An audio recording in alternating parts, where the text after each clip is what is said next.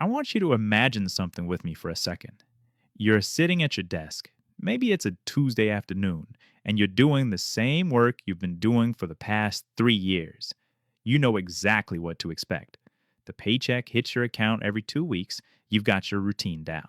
And honestly, it's not terrible. You're not rich, but you're stable. You've got enough to pay the bills, maybe put a little away each month. You're comfortable. But here's what's strange. Every now and then, late at night when you can't sleep, you feel this weird tension in your chest. Like you're supposed to be doing something more. Like there's a version of your life just out of reach where money isn't this constant background hum of worry. And you can't figure out why you're not moving toward it. That feeling? That's not laziness. That's not lack of ambition. That's the comfort trap. And it's one of the most powerful forces keeping people from building real wealth. Most people think the opposite of wealth is poverty, but that's not quite right. The real opposite of wealth is comfort without growth. It's the plateau, the place where you have just enough to feel safe, but not enough to feel free. And here's what nobody tells you about that place: it's designed to keep you there. I don't mean there's some conspiracy. I mean, psychologically, biologically, we're wired to seek stability once we have it. Our brains literally reward us for reducing uncertainty. That job you've had for 3 years, your brain loves it because it knows what to expect. That savings account that's slowly growing but never really changing your life, your brain sees it as proof you're safe. The problem is, your brain doesn't distinguish between survival safety and financial freedom. It just wants to know you're not going to starve next month.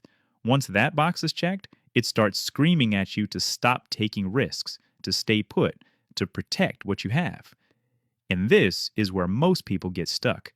They confuse security with progress. They think because they're not broke, they're doing fine. But fine is the enemy of better, and better is what actually leads to wealth. Let me explain how this actually works in your life. Let's say you make $50,000 a year.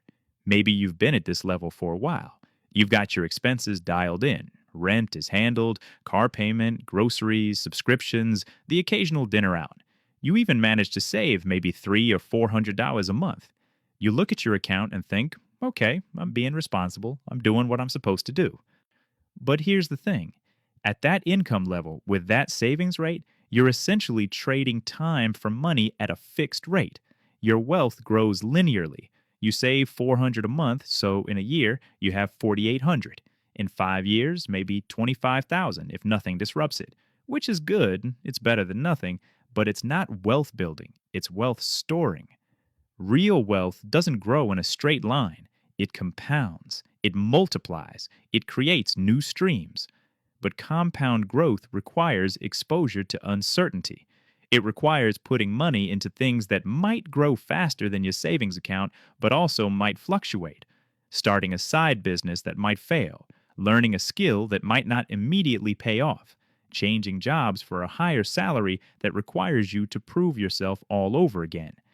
And this is where the comfort trap closes around you, because all of those things feel risky when you're comfortable. Your brain says, why would you risk the stability you've built? You've got enough. Don't mess it up. I see this all the time with people who've been in the same job for years. They know they're underpaid. They know they could make more somewhere else or by negotiating. But the idea of having that difficult conversation with their boss, or going through interviews, or starting over at a new company where they don't know anyone yet, that feels dangerous. So they stay. Another year goes by, then another. The comfort trap tightens. Or think about investing. You've heard about index funds, about how the market has historically averaged around 10% a year before inflation, or about 7% after adjusting for rising costs. You know your standard savings account might give you well under 1% in many cases. But putting $5,000 into the stock market feels scary, because what if it drops tomorrow? What if you lose money? So you keep it in savings. Safe, comfortable, growing so slowly it'll never actually change your situation. The painful truth is that comfort is expensive. Every year you stay in that job that underpays you, you're not just losing the difference in salary, you're losing the compounded career growth, the network expansion, the skill development that comes from pushing yourself. Every year you keep money in a savings account instead of investing it, you're not just losing returns, you're losing the exponential growth that happens when your money makes money, and that money makes more money. But here's where this gets interesting. Understanding the comfort trap doesn't mean you have to become reckless. It doesn't mean you quit your job tomorrow with nothing lined up, or dump all your savings into cryptocurrency because someone on the internet said to. The shift happens when you realize that calculated risk is different from danger. Think about it like this. When you learned to drive, it felt risky. You could crash. You could hurt yourself or someone else. But you didn't avoid cars forever. You learned. You practiced in parking lots. You started with short trips. And eventually, driving became second nature. The risk didn't go away completely, but you developed the skills to manage it. Wealth building works the same way. The goal isn't to eliminate risk, it's to get comfortable with managed uncertainty, to realize that the biggest risk isn't trying something new and failing. The biggest risk is staying exactly where you are while inflation erodes your purchasing power, while opportunities pass you by, while years slip away and you wake up at 45 wondering why you're still living paycheck to paycheck. This is the psychological breakthrough. You don't need to stop valuing security. You need to redefine what security means. Real security isn't having enough money to survive this month. Real security is building systems that grow your wealth even when you're not actively working. It's having multiple income streams so losing one doesn't destroy you. It's skills that are valuable enough that you could find work anywhere. So, what does this actually look like in practice? How do you escape the comfort trap without destroying the stability you've worked for? You start small. You start with edges. You don't revolutionize your whole life on Tuesday.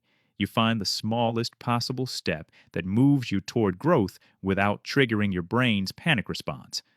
Maybe that means putting just 10% of your savings into a low-cost index fund, not your whole emergency fund, just enough that you start learning how investing actually feels. You watch it go up and down. You realize the world doesn't end when your account dips 3%. You start understanding market cycles instead of fearing them. Or maybe it means spending 1 hour a week learning a skill that could increase your income.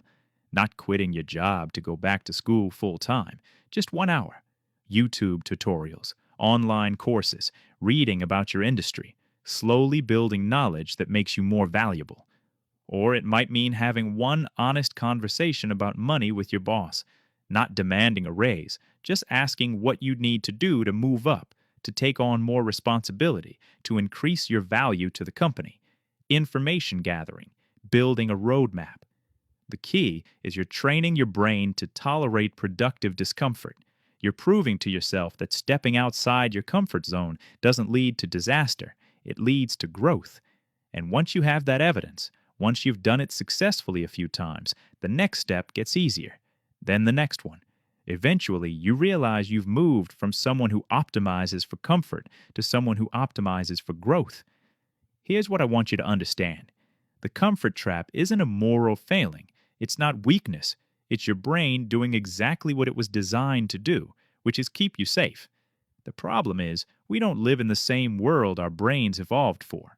Staying in the same cave with the same tribe, eating the same food worked great for survival 10,000 years ago. But in a modern economy where wages stagnate and costs rise and the rules change constantly, staying still is actually the riskiest thing you can do. You don't have to become someone you're not. You don't have to turn into a risk-seeking adrenaline junkie. You just have to recognize that the feeling of comfort, while nice, isn't the same as building a life where money is a tool you control instead of a constant source of stress. And the beautiful thing? Once you start taking those small steps, once you start proving to yourself that growth doesn't mean destruction, something shifts. The anxiety lessens. You start feeling more secure, not less, because you're building real foundations instead of just hoping nothing changes. Progress beats perfection. Always. You don't need to fix everything today. You just need to be a little braver than you were yesterday. That's how you escape the trap. That's how you build wealth. one uncomfortable step at a time.